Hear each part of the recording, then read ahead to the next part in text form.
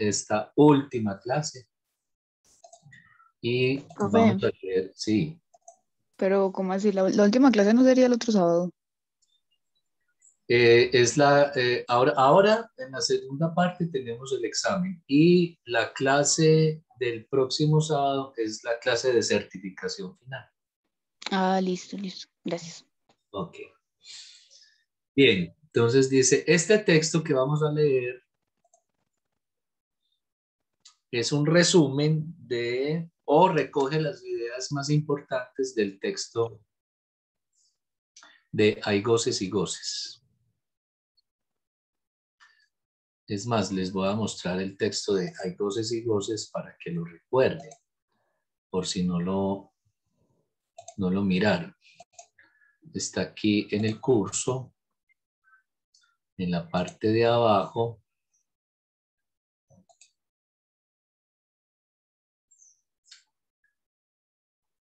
No, en la parte de abajo no. Ese texto está por aquí aquí, lectura del texto, hay goces y goces. Es más, quienes tengan preguntas sobre este texto las pueden hacer ya, antes de que abordemos el tema.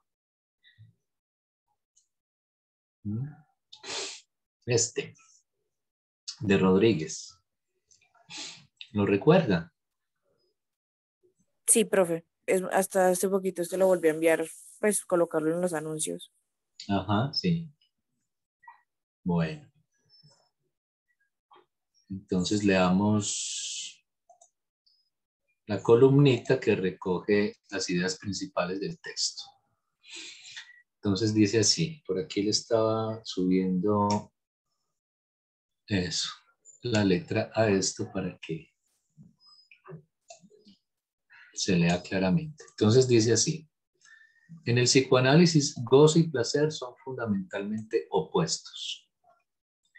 El placer tiene que ver con lo que hace desaparecer la tensión, lo que llamamos la tensión psíquica, lo que corrientemente llamamos estrés. De tal manera que el placer es lo que le pone un límite al goce.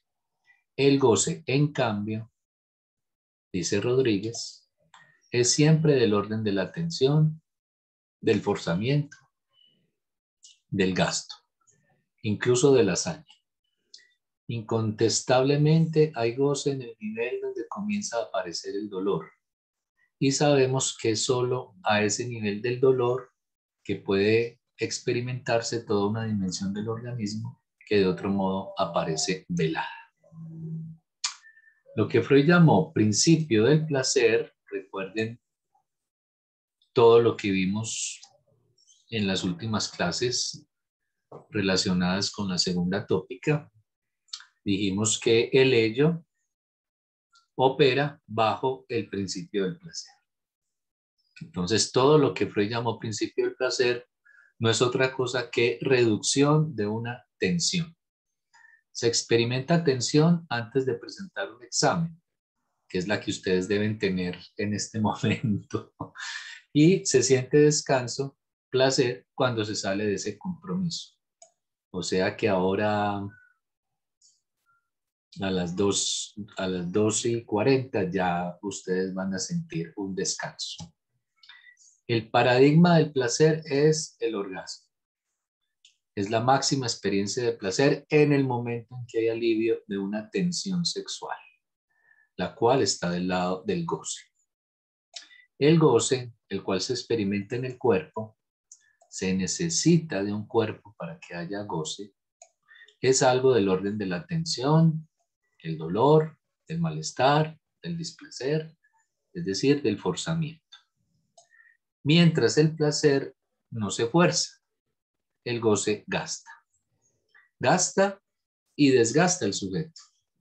Es la expresión de la pulsión de muerte, esta que vimos también en la segunda tópica, cuando hablamos de esos dos impulsos que nos gobiernan, la pulsión de vida, eros, y la pulsión de muerte, tánatos.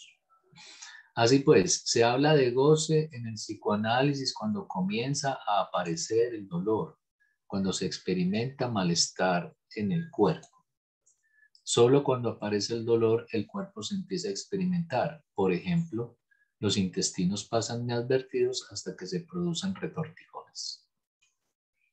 El cuerpo entonces goza y goza de sí mismo, de tal manera que se podría decir que el goce que experimenta el sujeto es un goce autista, un goce que tiene como causa el significante, es decir, el hecho de que el organismo es atravesado, inundado por el lenguaje.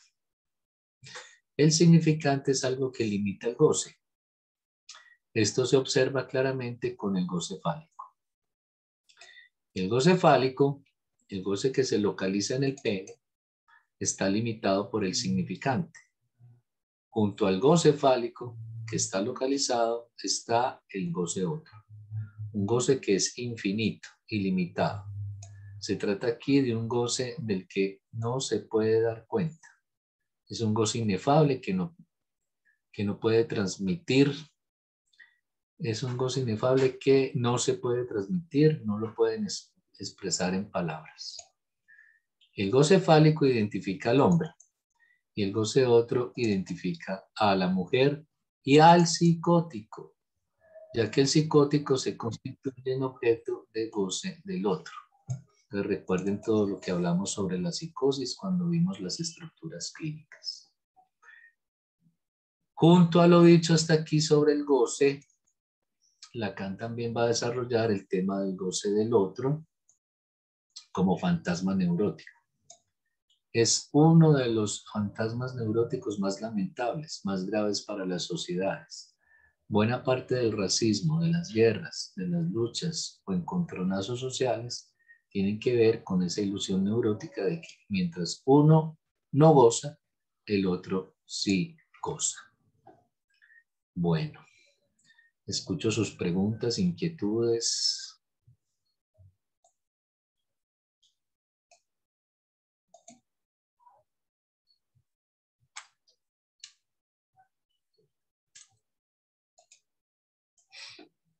Día 1, por favor.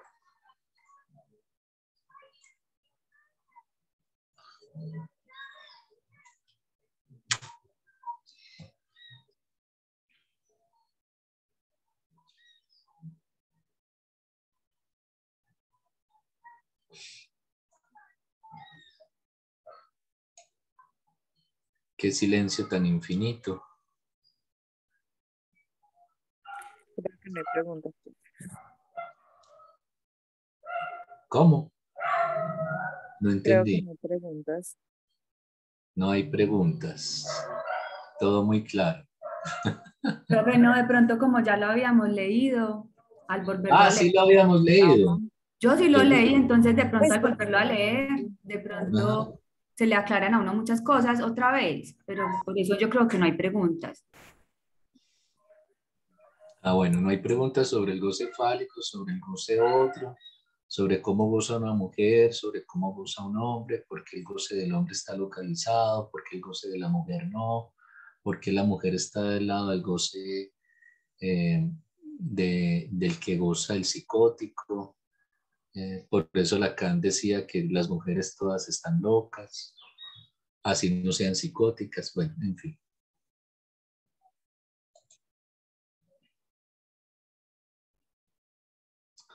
Bien, esta otra columnita, ustedes si quieren ampliar el tema, la encuentran en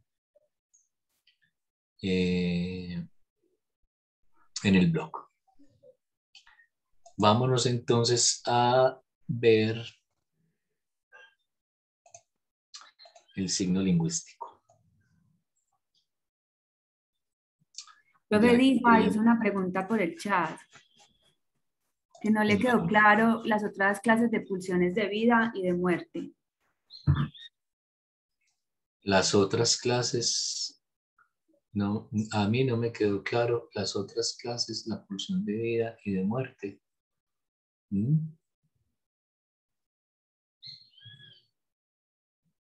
Es que no entiendo lo que escribió, porque Lisa, estás escribiendo muy mal.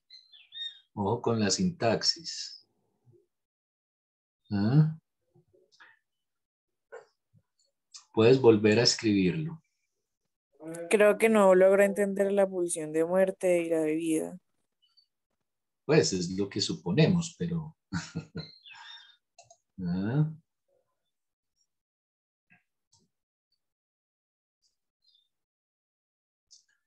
Una es ceros y la otra pulsión de destrucción. ¿Es eso? Sí. Sí, no es un tema difícil para nada. Son los dos impulsos de los que habla Freud que tenemos todos los seres humanos. Uno de esos impulsos apunta a la vida y dentro de esos impulsos, los de la pulsión de vida, caben todos los impulsos sexuales, todo lo que tiene que ver con la sexualidad.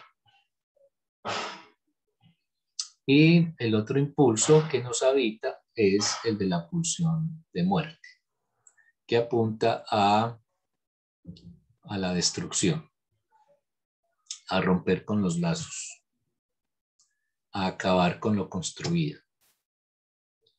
Y de cierta manera, esos dos impulsos no son otros que la eterna lucha entre los buenos y los malos. Todas esas luchas que vemos por todas partes. Desde las que encontramos en la televisión viendo un noticiero hasta en las películas de superhéroes, por ejemplo. Cuando nos encontramos con la lucha entre el bien y el mal. Y esa lucha entre el bien y el mal está por todas partes. La encontramos en todos lados. Y eso habla de que nosotros tenemos esos dos impulsos. Un impulso que apunta a la vida, a la unión, a la creación, y otro impulso que apunta a la destrucción, a acabar con los lazos, a alcanzar, dice Freud con relación a la pulsión de muerte, a alcanzar un estado anterior a la vida.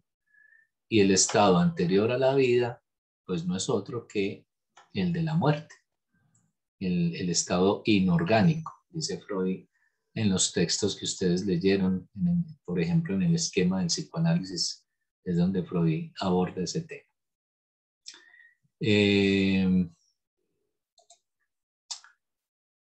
Entonces, Alison, te respondí. Ah, no, Disa Carolina, te respondí.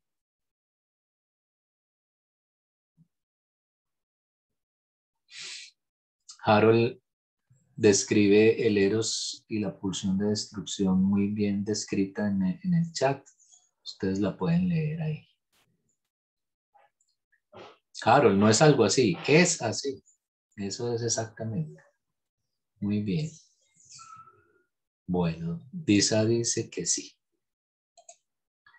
Bien, veamos entonces lo del signo lingüístico en Saussure y Lacan. Ya que el otro día uno de ustedes estuvo preguntando por qué es eso del significante. Bien, entonces con esta presentación les va a quedar claro qué es eso del significante, precisamente. No dejen de hacer sus preguntas en la medida en que avanzamos con la presentación, por favor.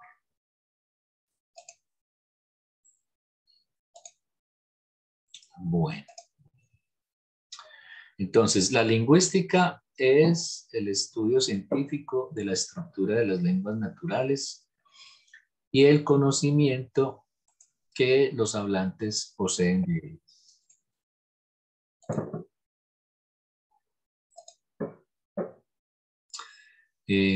La lingüística como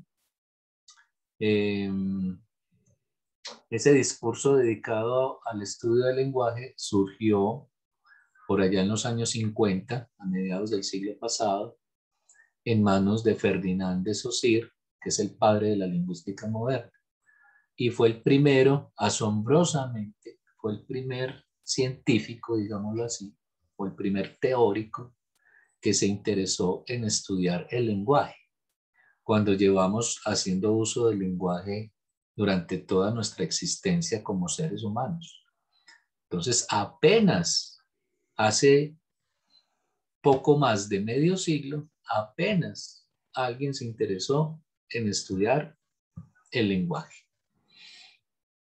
Bien, entonces el lenguaje es la facultad innata de todo ser humano de construir lenguas. El lenguaje entonces tiene un carácter universal. La lengua es la ejecución social del lenguaje. La lengua es conocida como el idioma. Entonces hay diferentes idiomas dentro del conjunto del lenguaje. Y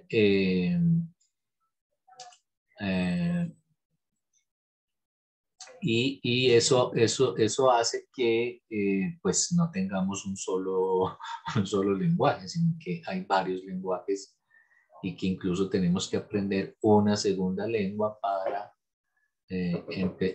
entrar en esta modernidad que nos exige un segundo idioma, y casi siempre ese segundo idioma es el inglés, porque se supone que el inglés es un idioma universal, bueno, en fin.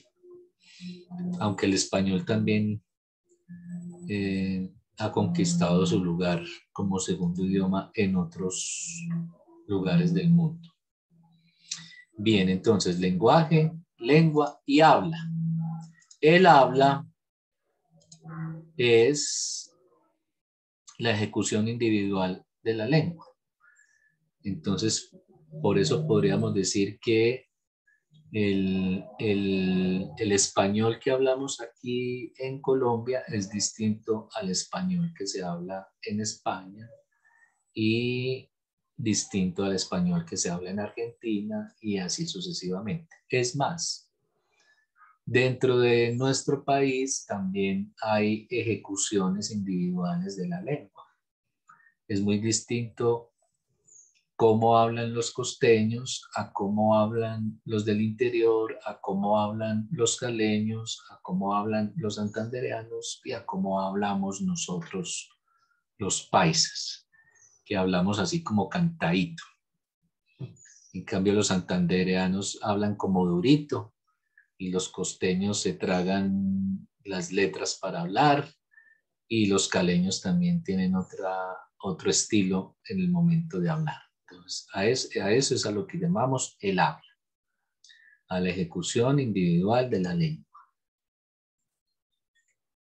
Bien, entonces, Saussure, Ferdinand de Saussure, padre de la lingüística moderna, realiza una descripción del signo lingüístico de la siguiente manera. Él va a decir que el signo está dividido en dos elementos.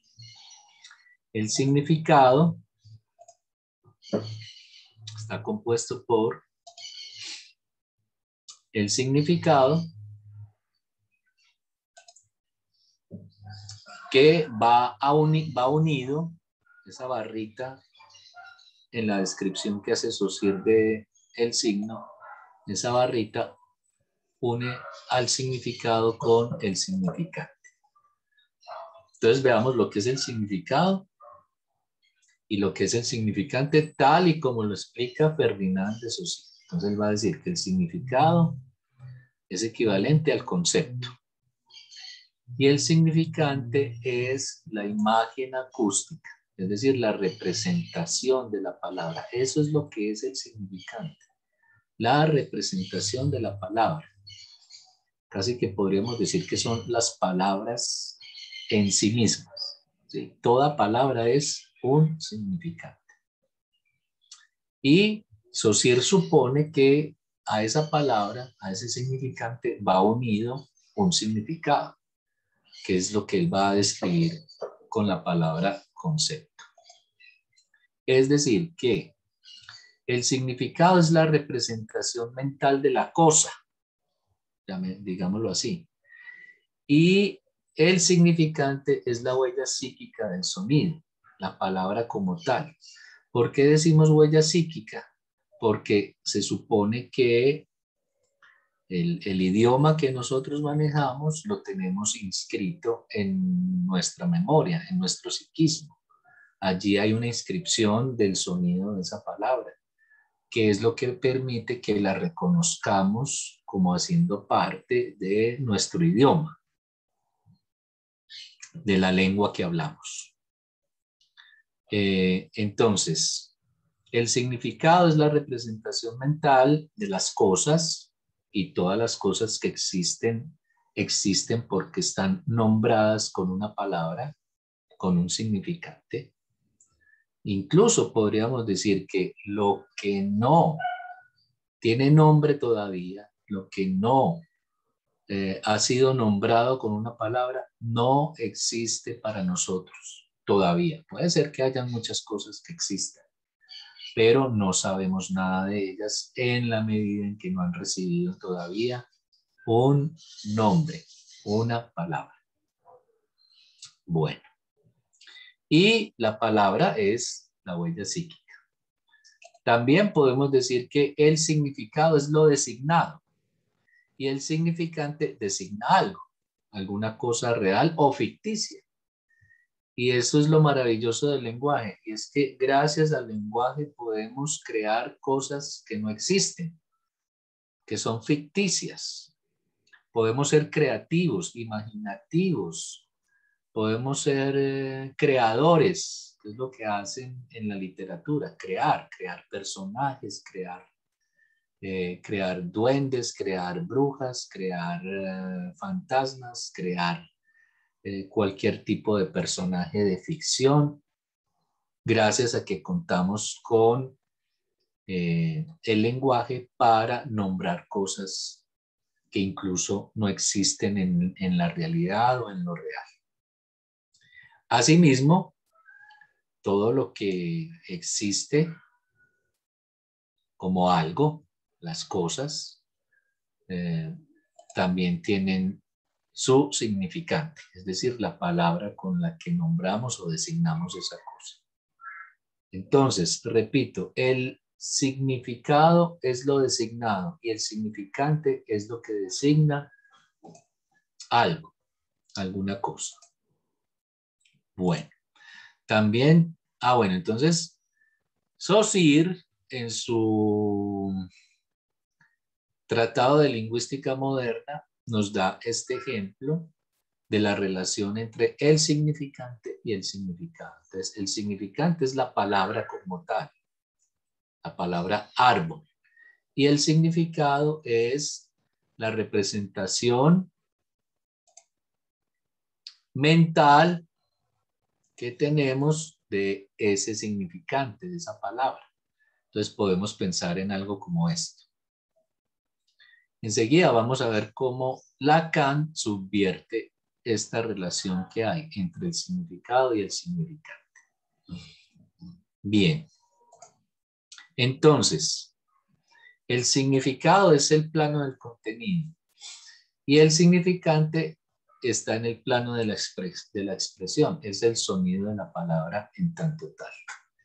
Y hablamos de sonido, hablamos de imagen acústica o huella psíquica del sonido, en la medida en que por lo general, mira, aquí está imagen acústica, por lo general, cuando hablamos, lo hacemos haciendo uso del sonido de las palabras, ya que tenemos un aparato fonatorio que nos permite expresar las palabras que están en el lenguaje. Pero por supuesto, también son significantes todas las palabras que están por escrito, también son significantes las palabras que se transmiten con gestos en el lenguaje que usan los sordomudos, en fin. Muy bien. Veamos las propiedades del signo lingüístico tal y como las plantea Ferdinand de Saussure. Él dice, el signo es arbitrario, es decir, que el lazo que une el significante al significado es arbitrario, excepto por la convencionalidad social. En otras palabras, el haber llamado, por ejemplo, pocillo a un pocillo es algo absolutamente arbitrario, aunque muchos de los significantes que reciben las cosas, en muchas ocasiones eso tiene como su historia. Es decir, que no es gratuito que se le llame de tal manera a un objeto. Pero de todos modos, el nombre con el que se nombra, valga la redundancia, un objeto es algo absolutamente arbitrario. Por ejemplo, la palabra, eh, lo vi esta mañana en Instagram, la palabra, ay, se me olvidó, la palabra pastel, la palabra pastel se deriva de la palabra placenta. Es algo raro, pero sí, el pastel, ¿Por qué? la palabra pastel viene de la palabra placenta porque cuando tú sacas la placenta del útero o cuando tienes el parto, esa placenta se parece mucho a lo que cubre a los pasteles. Entonces hay un parecido entre una cosa y la otra y por eso el pastel termina llamándose pastel derivado de la palabra placenta. Las cosas arbitrarias que hacemos nosotros los seres humanos en el momento de nombrar las cosas. Bueno. El signo es lineal, es decir, que el significante ocupa un tiempo y un espacio. Los significantes forman una cadena en el tiempo. Y de esto hablamos por allá hace rato cuando comparamos el aparato psíquico con el computador y hablamos de cómo hay un software que en última instancia es el lenguaje y por eso hablamos del programa de la cultura que se transmite gracias al lenguaje y creo que mencionamos que ese lenguaje, que es el que nos humaniza, es equivalente como al alma, pensando en la palabra psicología, que la palabra psique significa alma, aquello que nos pone en movimiento. De ahí la palabra ánimo o ánima, que está asociado al alma, eso que nos pone en movimiento y lo que nos pone en movimiento en última instancia a nosotros los seres humanos, pues es el lenguaje, solo que, y esta es la parte que se relaciona con esto que estamos leyendo aquí, ese alma o ese lenguaje que nos pone en movimiento tiene un carácter temporal, es decir, ocupa tiempo y espacio, es decir, es material, es materia. Es una materia muy extraña, pero es materia. El lenguaje es materia, en la medida en que ocupa tiempo y ocupa espacio. O si no, miren las memorias de su computador o las memorias de su celular o los que toman nota en un cuaderno, miren todo el espacio que va ocupando el lenguaje en la medida en que vamos anotando o guardando cosas en esos dispositivos. Bien. Entonces los significantes forman una cadena en el tiempo. Dice Saussure, es inmutable. El significante es impuesto por la comunidad lingüística. Y esto tiene que ver con la creación de palabras nuevas, de cómo las palabras se van introduciendo en el lenguaje. Empezamos a hacer uso de palabras que antes no usábamos, precisamente porque la comunidad lingüística empieza a avalar, a darle el aval al uso de esas palabras. Lo hemos visto, por ejemplo, con la palabra nea. La palabra nea que ahora utilizamos tanto viene de la palabra gonorrea que utilizábamos anteriormente mucho más y la palabra gonorrea era una palabra muy fea, era inadecuado hacer uso de esa palabra porque se refiere a una enfermedad venérea. Y a su vez, eso tiene que ver con la sexualidad. Todo lo que hemos visto con el tema de la sexualidad en los seres humanos y la censura que recae sobre la sexualidad y por qué es inapropiado utilizar esa palabra, porque justamente tiene que ver con el ejercicio de la sexualidad. Ahora decimos NEA, que es un derivado de la palabra gonorrea. Pero para que podamos hacer uso de esa palabra, la comunidad toda nuestra comunidad, nuestro, digámoslo así, nuestro pueblo, el pueblo en el que vivimos, tiene que darle el aval al uso de esa palabra y así de todas las palabras, claro, por supuesto. Ahora se está utilizando mucho la palabra melo, que viene de España, una palabra importada de los españoles que utilizan mucho la palabra melo. ¿Qué significa melo? ¿Quién me dice? Como no sé, bueno, Sí, algo como muy bueno, muy rico. calidad. Que está bien. Sí. Aquí diríamos que chimba, ¿no? Allá dicen, qué melo. Así que esa Entonces, palabra sirve para muchas cosas. sí, sirve para un montón de cosas, para nombrar cosas que... Buenas, malas, sorprendentes, asombrosas, Sí, sí. horribles. Eso significan todo y nada a la vez. Sí, es como la palabra verga en México. Lo utilizan para todo, para cosas buenas, cosas malas, cosas horribles, cosas... Si ustedes ven, por ejemplo, en Netflix, la última temporada de Narcos, es impresionante. Eso hablan de la verga para todo. La mencionan para todo. Y a veces uno no sabe si eso que están nombrando es algo muy bueno o es lo peor que les puede estar pasando. Es una palabra plurivalente, se podría decir. Entonces se utiliza para nombrar todo y de todo. Incluso hasta se hace difícil entender lo que están diciendo estos narcotraficantes en esta serie, porque uno no entiende muy bien si están hablando de algo extraordinario o de un infierno que están viviendo. Bueno, entonces sí.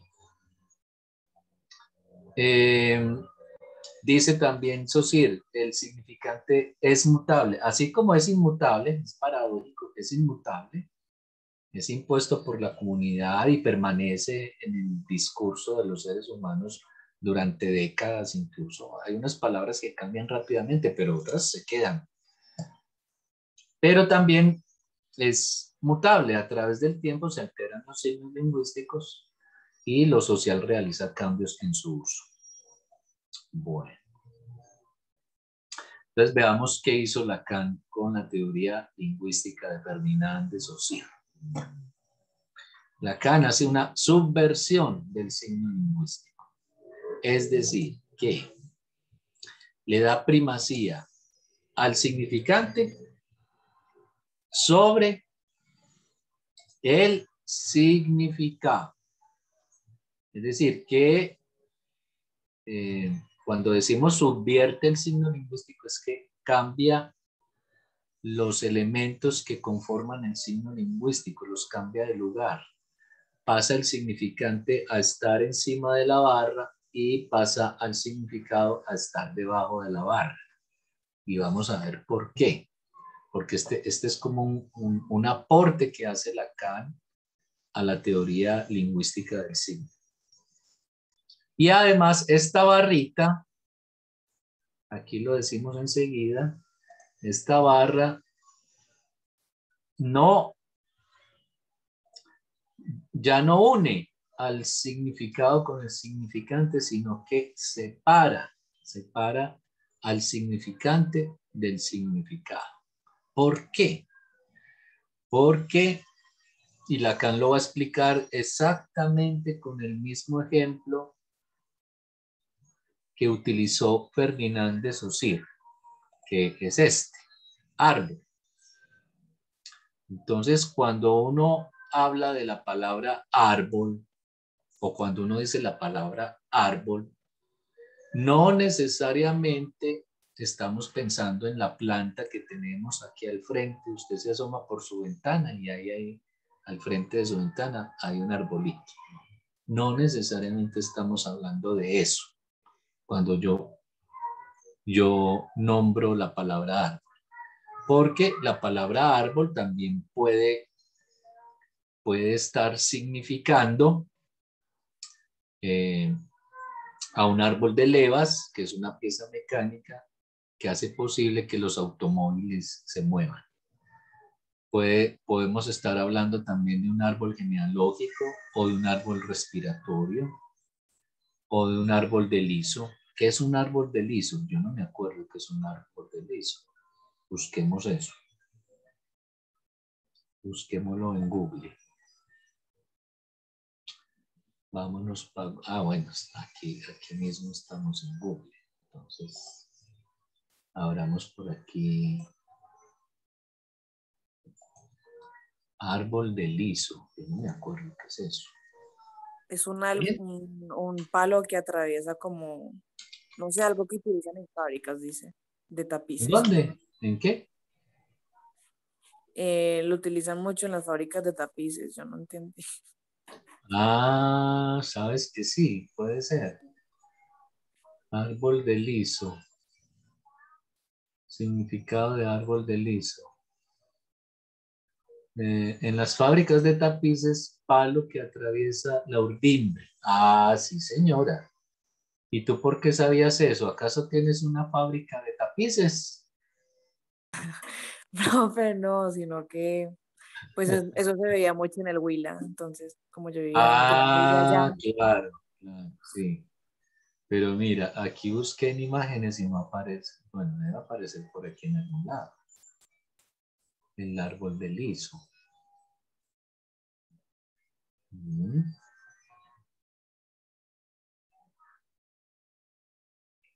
Es que como se puso a buscar todo lo que tiene que ver con árbol,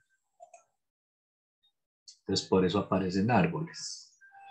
Pero igual no tiene mucha diferencia, es un árbol y de ahí, no sé, ellas lo utilizan por algo, creo que no sé si es más resistente o algo, pero lo utilizan para eso, pero se ve así como un árbol normal. Bueno, miremos.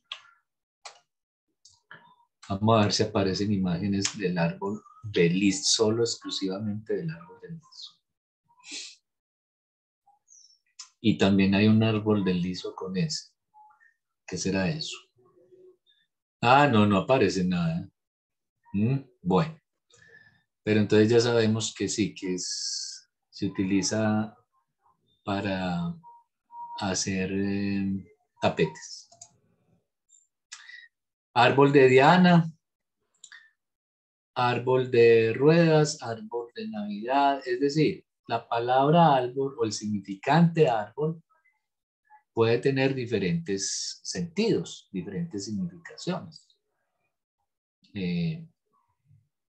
diferentes significados. Entonces, por eso Lacan va a subvertir el signo lingüístico, porque él lo que va a decir aquí enseguida es lo siguiente, que una palabra sola, un significante solo, no significa nada. Un significante solo no significa nada. Entonces ustedes me pueden preguntar, Hernando, ¿usted quién es? Yo puedo decir, yo soy profesor. Pero la palabra profesor no significa nada. Puede ser que sea profesor de gimnasia o profesor de culinaria o profesor, el profesor Canduscan, adivino, y tengo un consultorio allí en San Juan con la 70 para leer cartas y vender jabones de tierra para la buena suerte. Entonces una palabra sola, un significante solo, no significa nada. Necesitamos necesitamos encadenar ese significante solo con otros significantes para darle sentido a esa palabra sola, a ese significante solo. Entonces, un significante puede tener muchos sentidos. Puede significar cualquier cosa, incluso es lo que hacen los poetas y los escritores. Ponen a las palabras a significar cualquier cosa, cualquier cosa. Esa es la creación literaria. De tal manera de que el sentido de un significante depende de el encadenamiento de un significante, el primero que vamos a hacer, que Lacan llama S1, entonces el encadenamiento de un significante con otro significante. Repito, el sentido de un significante, es decir, el sentido de una palabra depende del encadenamiento de esa palabra con otra, ¿sí? O sea que es el segundo significante, este que llamamos S2, el que le va a dar sentido al primero. Veámoslo enseguida con un ejemplo.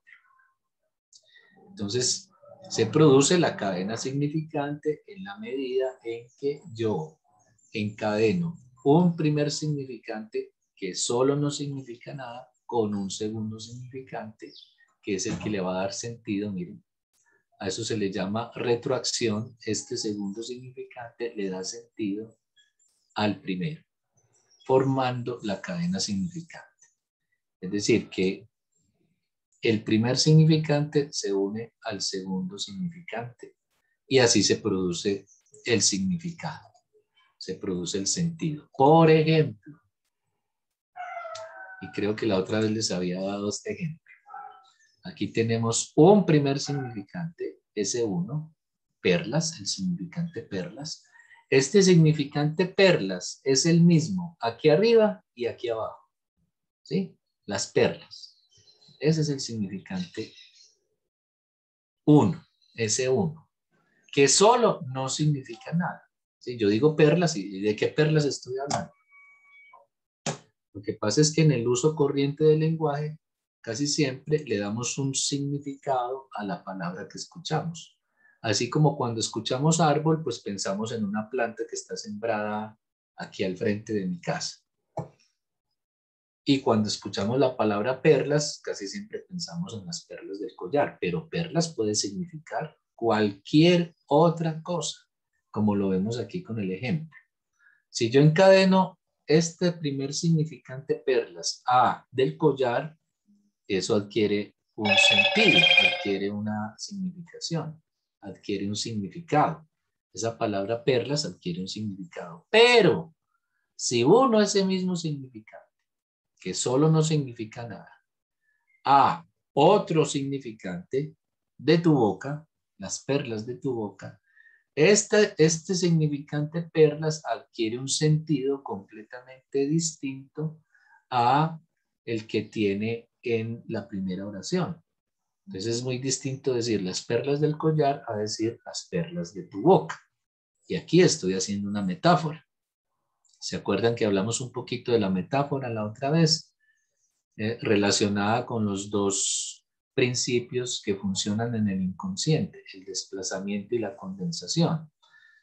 Bien, entonces aquí con este ejemplo vemos claramente cómo un significante solo no significa nada. Es el segundo significante con el que se encadena el que le va a dar sentido retroactivamente, le va a dar sentido al primero.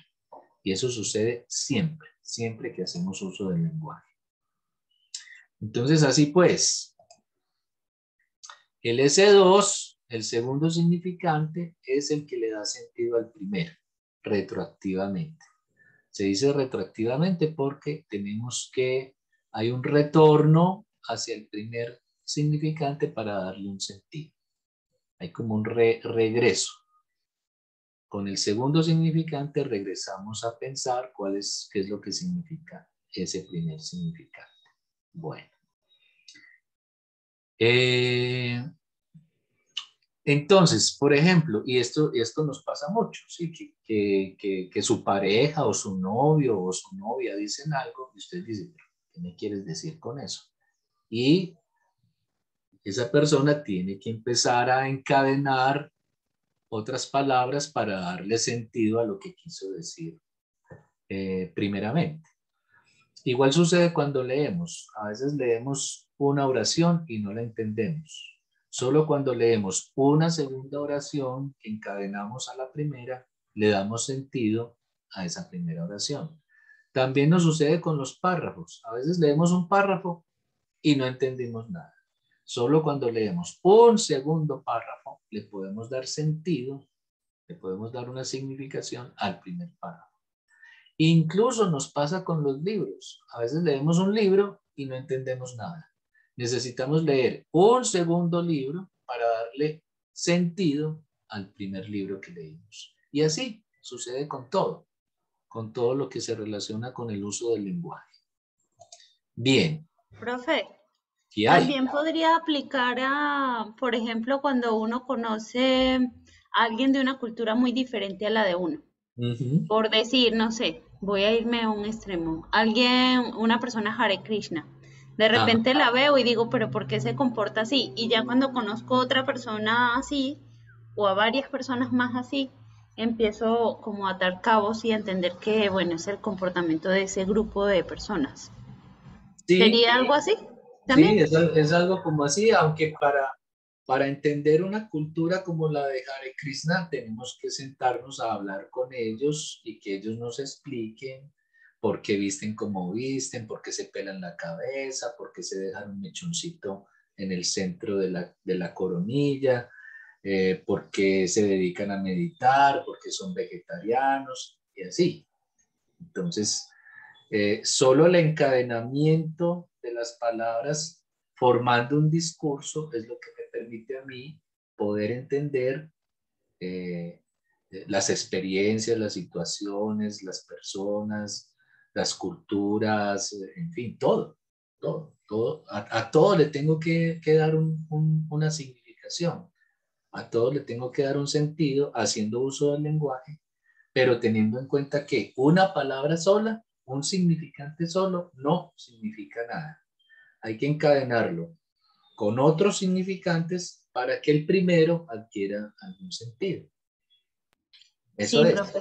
Usted sabe que yo trabajo como terapeuta de lenguaje y yo lo noto mucho que a veces los papás como que le quieren enseñar un montón de palabras a los niños y no las usan en contexto y no las usan en el momento adecuado, simplemente como vacía la palabra y eso de verdad no sirve de nada. O sea, podemos tener un lorito que diga un montón de palabras pero que no signifiquen nada, o sea, que no sean útiles para comunicar. Claro, el niño no logra o no alcanza a darle una significación a esas palabras y las repite como un lorito, pero no está diciendo nada, no le dicen nada. Claro. Total. Sí. Muy bien, entonces el significante es, ya lo dijimos ahorita con Susir, una traza material. Es decir, el significante ocupa tiempo y espacio. Una traza material es esta, esto es una traza. Esta palabra traza es una traza, es decir, es una marca, es algo que deja huella, ¿sí? El significante es algo que deja huella, es material.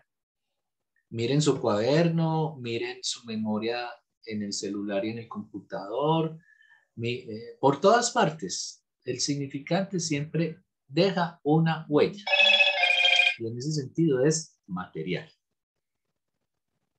El significante es una traza material. Y se supone que nosotros también en nuestro cerebro tenemos huellas mnémicas, es decir, trazas materiales de los significantes, guardadas aquí en nuestra memoria. Bueno. Dice Lacan también que el significante es un elemento discreto, es decir, diferencial. Esto significa que para reconocer un significante lo tenemos que diferenciar de otros significantes. Y eso forma un conjunto, que es el conjunto del lenguaje. Demos el ejemplo con las letras del abecedario. Yo sé que la letra A es la letra A porque no es la B, ni la C, ni la D, ni la E, etcétera, etcétera. Entonces, por eso decimos que los significantes son elementos diferenciales. Es decir, que se diferencian los unos con respecto a los otros. Eso es lo que pasa con el significante o con las palabras. Se diferencian las unas con respecto a las otras, formando un conjunto, que es el conjunto del lenguaje. La definición de significante, que la vimos cuando abordamos el tema del falo, ¿se acuerdan? Que dijimos que el falo es el significante de la falta. Sí, profe. Aludiendo a esta definición de significante. El significante es la presencia de una ausencia. Por eso podemos hablar de miles de cosas sin necesidad de que esas cosas estén aquí al lado mío, presentes, ¿no? Podemos hablar de elefantes, de brujas, de dinosaurios, de todo lo que quieran, sin que esas cosas de las que hablamos estén presentes. Y eso hace como la magia del lenguaje. Eso es lo que hace posible que podamos llevar todas las cosas del mundo con nosotros en la medida en que conocemos las palabras con que nombramos esas cosas y podemos hablar de esas cosas sin necesidad de que esas cosas estén presentes. Entonces esta es la definición más sencilla de lo que es un significante, es la presencia de una ausencia. Bien. El elemento último en el que se descompone el lenguaje, dice Lacan, pues es el significante. La presencia de una ausencia. Aquí lo vemos con el ejemplo del significante mesa y su significado. Pero recuerden, este es solo un ejemplo, pero que también nos enseña que el significante solo no sabemos qué significa. Yo puedo decir mesa y me puedo estar refiriendo a un apellido, por ejemplo. ¿A qué más? ¿Qué más puede significar mesa? Un pueblo, profe, como López de Mesa, ¿no? Un pueblo, claro. A una canción, la mesa que más aplauda. Eso es mucha creatividad. La mesa, sí, claro, a un conjunto de personas alrededor de una mesa, en un bar, cantando canciones del grupo que está allí presentándose. Entonces, recuérdese que el sentido de un significante depende de los otros significantes que lo siguen. Distinguir la dimensión del significante cobra relieve solo si se postula que lo que se oye no tiene ninguna relación con lo que significa. Profe, es como yo decir, no sé, el contexto, porque pues sí, para nosotros saber qué quiere decir algo necesitamos un contexto para darle una definición a entenderlo. Sí, es que el contexto es la relación de ese significante con otros significantes, que es lo que tú estás llamando como contexto, claro. Entonces, y por eso siempre hay que contextualizar las cosas para que las cosas adquieran algún sentido, alguna significación, claro que sí. Incluso cuando hacemos el uso del habla, que es algo como muy regional, muy particular, muy singular, y vamos a la costa y empiezan a hablar del bollito. Ay, mira qué bollito tan lindo. Entonces tenemos que contextualizar esa palabra en el uso que hacen los costeños de ella allá, ¿sí? Entonces, si yo aquí digo, uy, qué bollito tan lindo, pues inmediatamente todo el mundo empieza a pensar en la mierda. En cambio, en la costa, decirle a una mujer qué bollito tan lindo es un piropo, y es un piropo bonito, porque allá bollito se refiere a una masa de maíz, una especie de un pequeño tamal que preparan allá y que sabe muy rico. Entonces, cuando uno le dice a una mujer qué bollito tan lindo, le está diciendo que es una mujer muy rica, muy sabrosa, que está muy linda además. Bueno, y así hay que contextualizarlo todo. Todo y permanentemente. Es como el trabajo que tenemos que hacer en la medida en que hacemos uso del lenguaje. Entonces, lo que Lacan llama el otro con mayúscula, bueno, y así hay un montón de ejemplos, ya que mencioné pues el ejemplo del bollito. Pues, por ejemplo, en Brasil, ¿ustedes saben qué significa buceta en Brasil? Ay, aquí decimos, me va a subir en la buceta. ¿Saben qué significa allá? No, profe, ¿qué? ¿No? No. Nadie sabe. Allá la palabra buceta significa, se refiere a los genitales de la mujer. Entonces, si tú vas a Brasil y dices, voy a ir a coger una buceta, significa que tú vas a ir a estar, a tener una relación sexual con una mujer. ¿Mm? Y así, con todos los contextos. Ajá, claro, es decir, con todos los idiomas, con todo, con el habla que hacemos del lenguaje, dependiendo del contexto. Profe, o algo muy chistoso que acá los colombianos decimos mucho cuando vamos a comprar algo, en vez de regálame esta Coca-Cola, regálame un sándwich, y uno dice, regálame tal cosa en otra parte, y lo salen insultando, no, pues compre. Ah, sí, sí, sí, claro, porque toman la palabra regálame como un regalo. En cambio aquí uno está solicitando o pidiendo ese objeto. ¿Mm? Entonces, regálame un café. Y aquí se entiende que uno va a pagar por él. En cambio afuera no. Piensan que es que uno quiere todo regalado. Sí, profe. Y así, hay múltiples ejemplos de equívocos que se presentan en el lenguaje en la medida en que hacemos uso de él. Es más, lo que Lacan va a terminar diciendo es que el equívoco, el malentendido, es constitutivo del lenguaje. Es decir, que siempre que hagamos uso del lenguaje, vamos a tener malas interpretaciones, equívocos, etcétera, etcétera, etcétera. Bien. Entonces, lo que Lacan llama el otro con mayúscula, lo simbólico, es el tesoro de los significantes. Entonces, eso forma un conjunto. El conjunto de lo simbólico es el conjunto donde vamos a encontrar todas las palabras, todas las representaciones, todos los significantes con los que nombramos las cosas y con los que nos hacemos una representación del mundo que nos rodea y una representación de nosotros mismos, que es como una de las funciones que hace el lenguaje. Miren, aquí está el conjunto de lo simbólico. Y allí encontramos todos los significantes, el tesoro de los significantes. Siempre acudimos a ese conjunto cada vez que hablamos para hacernos una representación del mundo y de nosotros mismos.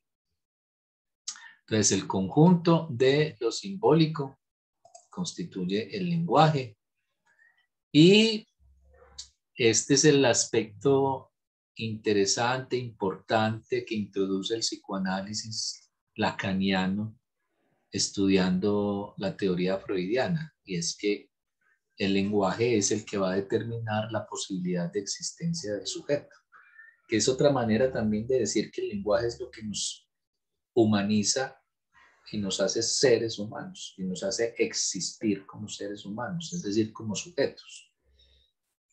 Sin lenguaje, ¿qué seríamos sin lenguaje? ¿Qué se imaginan que seríamos sin lenguaje? Animales. Animales, claro, monos. Monos sin pelos y sin cola, porque seríamos unos monos muy lampiños y la colita como que en el proceso evolutivo la perdimos. Se supone que pudimos haber tenido una colita larga para colgarnos de los árboles a comer naranjas, ¿ah? Bien rico, pero no. Nos quedó ahí el coxis, que es ese huesito que nos aporreamos cuando nos caemos y duele mucho. Bueno. Pues el lenguaje es el que determina la posibilidad de existencia del sujeto. Eso que en el psicoanálisis llamamos sujeto. El sujeto. Y cuando hablamos del sujeto, estamos hablando del sujeto psíquico, estamos hablando del psiquismo, estamos hablando de la subjetividad, estamos hablando del aparato psíquico, ¿sí? Y por eso la definición de sujeto, tal y como la plantea Lacan, es esta. El sujeto es lo que representa un significante para otro significante. Es decir, que el sujeto existe en la medida en que está representado por un significante. Y se espera que haya un encadenamiento con otros significantes para darle sentido a ese sujeto, claro. Porque ya sabemos que un significante solo no significa nada. Por ejemplo, si María Antonieta dice, yo soy María Antonieta, ¿cuál María Antonieta será? La La esposa heroína. de Luis, la esposa de Luis XVI. Eso, será la esposa de Luis XVI. O será la María Antonieta que cogieron ahí ¿cómo se llama el programa del aeropuerto? Ay, profe, no, esa no. María Antonieta Alerta Pons. aeropuerto. Alerta aeropuerto. Cogieron a No, María no, no. Antonieta. Yo la vi en Alerta aeropuerto. ¿Eres esa María Antonieta? No se sabe. O la esposa de Luis. Profe, no le voy a decir quién es Bernal en Venezuela, pero es un apellido de temer. Pues debe ser otro narcotraficante de los muchos que hay allá en el poder. Bueno. Entonces, el sujeto, miren la definición de sujeto en el psicoanálisis. El sujeto es lo que representa un significante para otro significante. Es decir, el sujeto está representado. Por eso el lenguaje es el que determina la posibilidad de existencia del sujeto.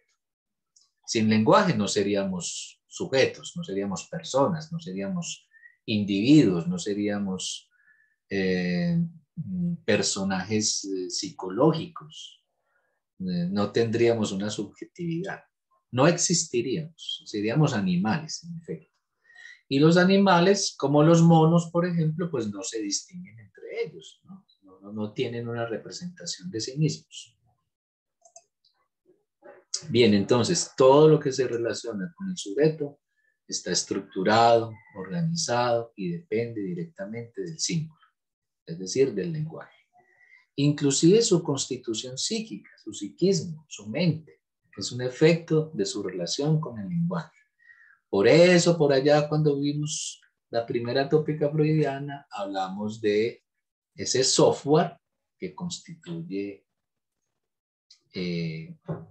al sujeto, que constituye el psiquismo del ser humano que está hecho del lenguaje. Bien. Es gracias al lenguaje que un sujeto puede hacerse una representación, una idea de lo que es el mundo y de quién es él. No hay ser humano más que por efecto del lenguaje. El lenguaje es lo que le va a permitir a cualquiera adquirir un saber sobre sí mismo y el mundo. Lo simbólico es ese lugar donde un sujeto puede ser representado por su nombre, su apellido, su nacionalidad, su carácter, etc., como perteneciendo al conjunto de los seres humanos. Muy bien. Entonces, creo que con esto ya les queda claro qué es el significante. ¿Ah? ¿O no? Sí, profe. Entonces, el día de mañana, cuando oigan la palabra significante, sí, el elemento último en el que se descompone el lenguaje es uno de los elementos del signo lingüístico de Fernand de Saussure, pero Lacan le da una primacía al significante sobre el significado, porque el significado es un efecto del encadenamiento de los significantes unos con otros para darle sentido a ese primer significante, que si está solo no significa nada. Vea, ahí le resumí todo. Todo lo que acabamos de ver lo acabo de resumir. Me quedó hasta bonito, lo debería descargar la grabación ahora. Bueno, muchachos, ¿alguna inquietud, alguna pregunta? ¿Observación? ¿Queja?